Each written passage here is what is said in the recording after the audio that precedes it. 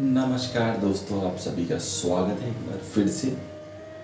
उम्मीद है आप सभी स्वस्थ होंगे और you are very happy in your life. तो आज मैं आप लोगों के साथ कुछ योग का और मेनली रिलेटेड विद आसना कुछ प्रैक्टिकल ज्ञान शेयर करूंगा, सो दैट आप भी उस ज्ञान का अपने साधना में जो योग अभ्यास करते हैं उसमें उपयोग करके कुछ अच्छे अनुभव प्राप्त कर सकें। तो चलिए, मैं आज आपके साथ डिस्कस करने वाला हूँ इस सीरीज का पहला आसन, जो कि है वृक्षासन।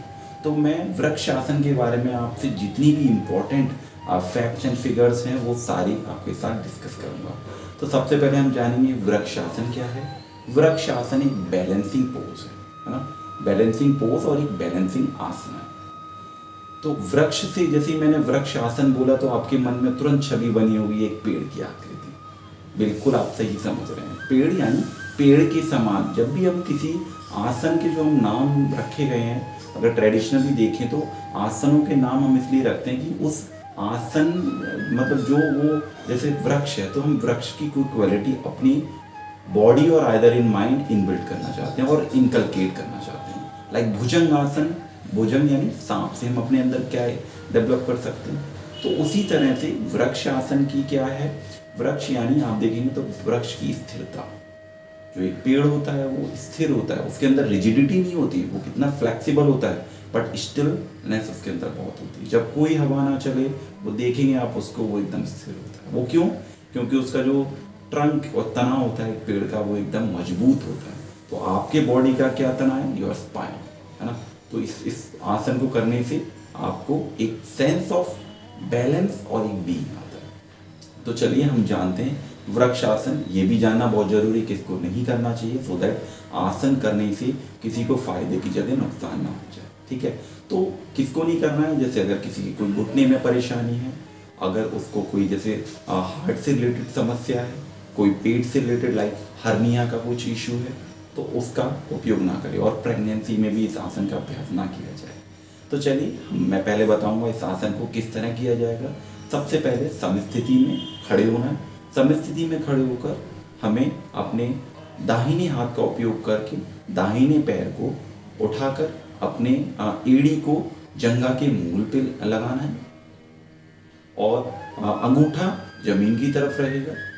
इस तरह आकृति में आने के बाद हाथ को वापस लाएं, साइड से ऊपर उठाते हुए दोनों हाथों को प्रणाम मुद्रा में सर के ऊपर मिलाएं। कुछ देर इसी आसन की अवस्था में बनी रहें। फिर कुछ देर के बाद जिस तरह आप वापस गए हैं उसी तरह वापस आए। फिर पुनः दूसरी तरफ से इस आसन को दोहराएं, क्योंकि योग इज अबाउट बैलेंस।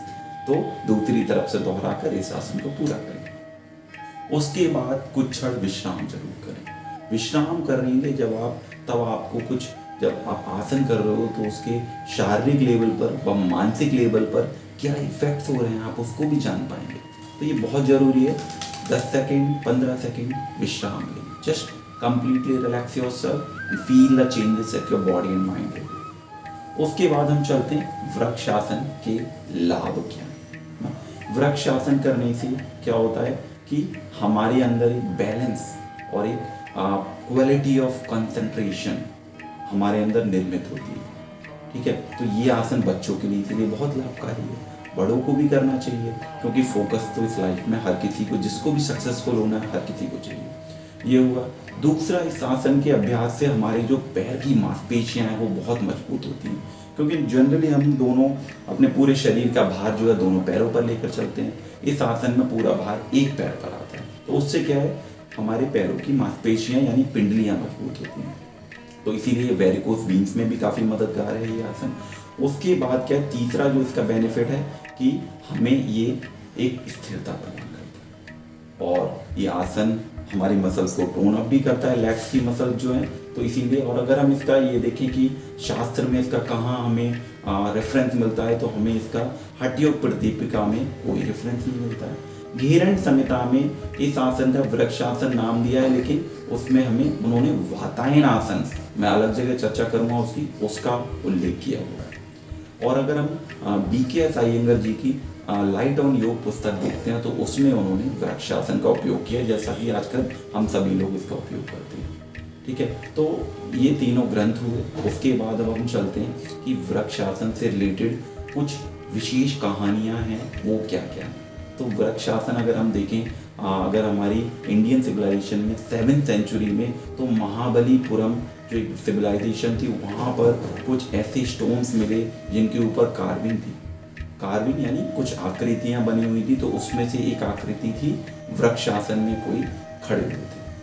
तो पहले देखा जाता है तो कि कुछ संत महात्मा जो होते थे वो अपनी साधना इसी आसन में किया करते थे। सालों साल तक वो इसी आसन में बने रहकर अपनी साधना पूरी कर तप करते थे, तब उनको साधना के फल प्राप्त होते थे। ठीक है, तो उसी तरह दूसरी जो कहानी है वो है कि जो लंका के राजा थे रावण, वो भी इस आसन में उन्होंने तपस्या की और भगवान शिव से प्रार्थना की, अपनी इच्छा अनुसार इच्छा को पूरा करने के लिए उन्होंने तप किया। तीसरे जो इस आसन को हम भागीरथी आसन के नाम से भी जाना जाता है। एक भागीरथ राजा हुए, तो वो क्या थे, बहुत ही महान राजा हुए, तो उन्होंने भी बहुत तप किया इसी आसन में। किस लिए?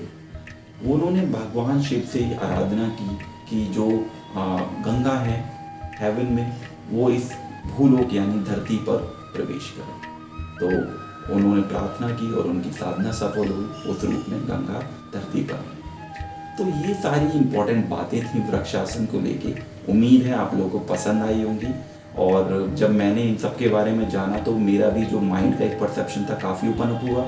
नहीं तो हम सोचते हैं वृक्षासन तो क्या सिर्फ खड़े हो जाना, नहीं, वृक्षासन कोई भी आसन जो है बहुत डीप है।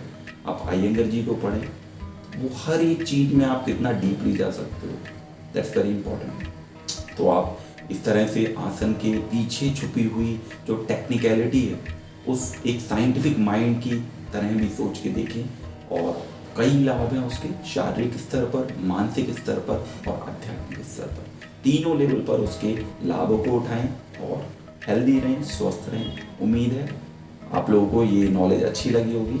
मैं आपसे फिर मिलूँगा, आप कमेंट करें और भी कुछ जानना चाहते हैं, और अगर आपकी कोई सजेशन है then you can comment. Thank you so much, फिर से मिलेंगे आपसे, धन्यवाद।